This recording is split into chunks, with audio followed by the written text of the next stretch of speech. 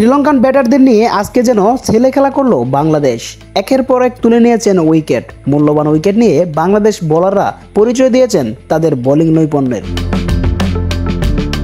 সবচেয়ে economical bowler শাক মেহেদী নিয়েছেন 17 রানের বিনিময়ে 4টি উইকেট।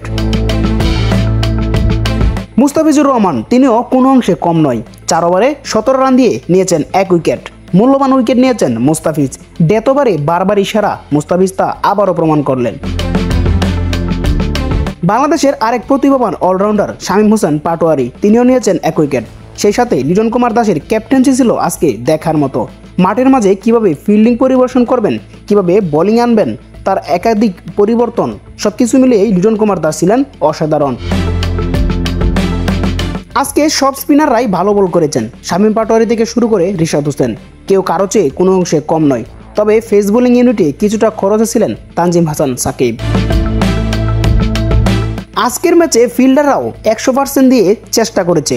মাঠে ভালো ফিল্ডিং দেখিয়েছেন বাংলাদেশি ফিল্ডাররা। শুরুতেই কুশল মেন্ডিসের দুর্দান্ত ক্যাচ তুলে নিয়েছেন বাংলাদেশের এক হার্ড হিটার ব্যাটসম্যান তাওহিদ হৃদয়ের ক্যাচেই ঘুরে দাঁড়িয়েছে বাংলাদেশ।